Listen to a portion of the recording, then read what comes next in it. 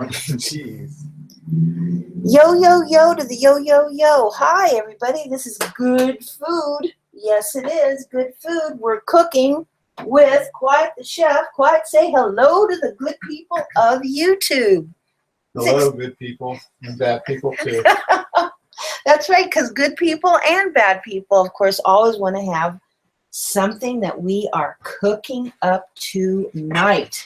I hope that you guys can hear the bubbling and stirring and all the good stuff. We'll be moving the computer closer to the stovetop in just a moment, but we are cooking. Go ahead and make the announcement so that they can pick up the mic. You'll see the mic registration right there. We're making macaroni and cheese. Making some macaroni and cheese. Yep. Do you already have cheese on your cheek? I think you do. There it is. Look a little bit more. A little bit more. There we go. Oh, it's on the mustache now. Okay, excellent. I had to taste the sauce. Had to. All right. Well, tell us about how you build a mac and cheese. Because, you know, I've watched you do this, not all the time, just so that you guys know. He really does. He is the one that has full domain over the kitchen.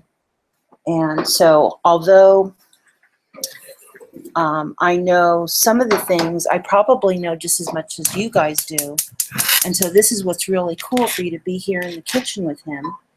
And he's going to go through some of the steps and some of the techniques. And we're going to just stay on for a little bit. We've never really done it this way before. I don't think that's a good idea. Being very careful. I'm just saying, why don't you put it on the pan or something? There you go. All right, so here we go. So you want to run through the steps a little bit? Sure. Okay. I put the pasta on to cook. Okay. I'm using elbow macaroni. An elbow macaroni. Because I had it. Oh, you had it in everything else. Remember how specific people like to get? Do you know the brand of elbow macaroni? I use Barilla pasta. Okay, so we go for the Barilla elbow macaroni. Okay, so I put that on to cook, and while that's cooking, then I make What kind my... of a pan are you using though? A nice 2-quart saucepan? Yeah, whatever you have to cook pasta in, doesn't really matter. Just cook your pasta, just make sure you have enough water. Enough water. Salt the water. Yep. Cook your pasta. Okay. I put a timer on, it's about to go off. All right. And while I'm doing that, I make my sauce. So I make a roux. I throw in the butter, just like a quarter stick of butter. Quarter stick of butter. And then I season it up a little bit with some thyme, usually. Maybe some white pepper. Then I throw in the flour. Mm-hmm. And I whisk the flour. Mm-hmm. And make a little roux. Then I'm going to add 3 cups of milk. So I add maybe a half cup. Whisk it real well. So the roux, when it's at the bottom of the pan like that, is kind of like a dryish sort of a paste, right? Yeah, you're putting the flour in with the butter. You shouldn't be afraid of that either. No, right? all you're really doing is you're cooking. It's called cooking the raw taste of the flour out. So you just put the flour in there. Once it mixes with the butter, and you've cooked at the... There's your timer. Okay, that's the timer for the pasta. You guys will see he's already got his colander ready and a nice clean stainless sink. And here we go. And we have pasta in the colander. You'll notice that there's no running water happening right now. So he's letting the colander drain in the pot that the pasta was made in. Okay. Now you're working on a 4-burner with a griddle stove. And so far you've had 2 of the burners up, one for the pasta and the other one for the sauce. The sauce. Okay. All right, so go through the step that you just did right now. You really didn't wait that long. Okay, well once I have the roux and I put the milk in and I get a cup of the milk in, and I get that nice and whisked until it's smooth, then I add the rest of the milk. Okay. And then I leave that on the stove. Once it gets warm, I add some other ingredients. I put in Dijon mustard, Worcestershire, And the recipe, the way that you're describing it, it's 99% of what we have in the cookbook. Is it identical, or like tonight did you decide to do something that was a little different? I think it's identical. I don't know. I'm just Okay. making it from memory. Right. So I put in a great fresh nutmeg. Ah, that's right. That's And something that a lot I of think people that's don't the, know. one of the keys to a good mac and cheese is the nutmeg. Okay, so the pan that he had, why don't you go through And what then you just did? then I turn the flame off of the milk. It's hot. Mm. And I put in the grated, I use a white cheddar. I put in the grated white cheddar and just stir it off the flame. Off the flame. And yeah. the cheese will melt, and you'll get your cheese sauce. Then when the pasta's done, I just drain it into a colander. Then I put the pasta right into the sauce. Mhm. So I don't want to dirty any of the pans. That's right, because right now we have a crock, we have a stone crock, a bread crock, and he is now pouring Now I'm the mixture. You'll hear it, guys. It'll sound just like it would in your own kitchen. gonna pour the blend of sauce and pasta into my baking dish. Yep. And then you kind of tempered the baking dish a little bit, didn't you? Because it was cold. Yeah. And that's because when it goes into the oven, especially a stone, you want to make sure that the stone is ready to go into a hot oven, or else you'll crack your stones. And why do you prefer the stone over, let's say, glass? Or even, I guess a lot of macaroni cheese is done in a, like a enamel pan. I like cooking in stone. Mm-hmm. And you guys, we do cook in stones a lot. We have quite a selection of stones, different sizes and shapes, and we use them all.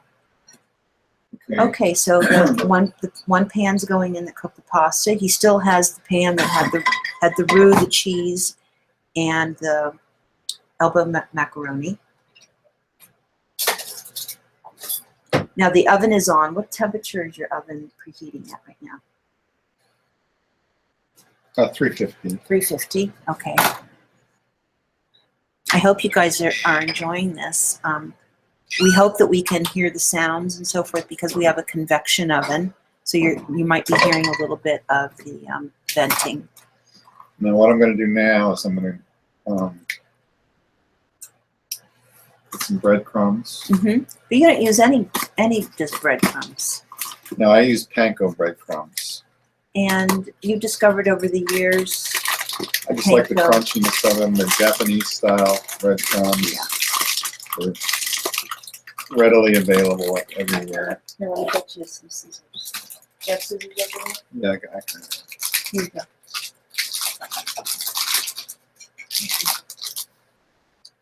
Yeah, the panko is really interesting because they put it through a shredder, and actually the breadcrumbs have this more flakiness to them than let's say a crouton style crumbled breadcrumbs. Like that's why they're called breadcrumbs. But the panko just has this really pretty finish, is what I would call it.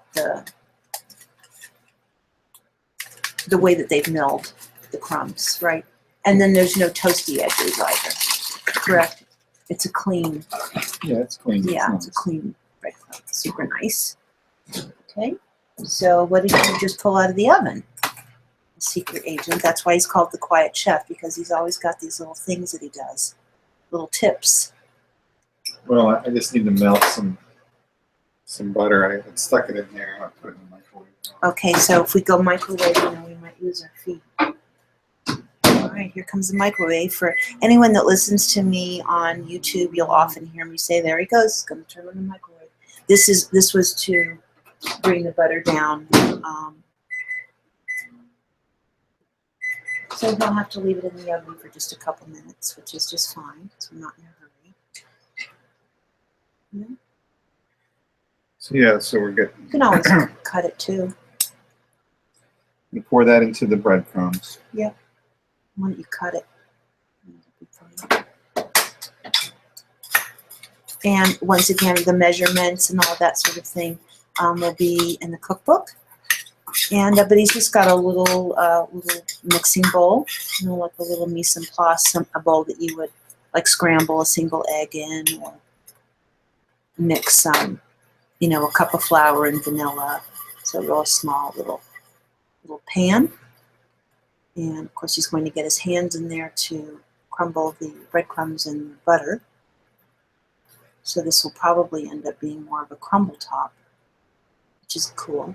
I love the way that this recipe comes out when it's done. I think it's really I don't know, it's very kind of dinner table friendly. Don't you think? The way that it comes out? Looks great. Yeah, it looks really good. And the cheeses that you use don't really change the finish, I guess, unless you were to use more of the yellow cheeses. It might change it a little bit. Yeah, I mean, you can use pretty much any cheese when you make a macaroni cheese, whatever you have available. Mm-hmm. I like cheddar cheese, and I like white cheddar cheese. It's a sharper cheddar. Mm-hmm. And that's just what I like. So we get a lot of questions about, you know, well, can I substitute, right? So in this particular case, how far can you go with that? Okay, so I'll stop with that. What are you doing now? Because this is super duper. All right, so the panko with the butter has gone on top of the mac right now. And now he is putting a single layer of his white cheddar. And yeah, just going to put some cheese on top. And these aren't slices, these are grated. Yeah. Grated little plops, or I think we call them little haystacks of cheese, all the way on the top. Nice layer. Nice pretty layer, keeping the cheese away from the edges of the pan. That's another thing about the stone, is that the heat along the sides will actually cook those bits. So you want to make sure that you keep everything on the inside of the rim. So right now, the entire recipe, all of the ingredients are coming to the very top of the pan, but we protect all that bubbling and so forth once it goes in the oven. So we use a couple of different techniques to Well, you can put a pan underneath it if you like. Yeah. I mean, everything is cooked in this recipe already. So really just putting it in the oven to get a nice finish on it. Right, to get the cheese going. So even in the pan, it's still pretty warm, right, because of the pasta. All right, so this is excellent. So just so that you know, this recipe is actually a very clean cook. You don't really have to have a lot of tools out, and you can kind of keep up with the cooking process and keep your kitchen, you know, nice. And so is there anything that you can say? You know, macaroni and cheese is usually related to a comfort food. How will you be serving this tonight?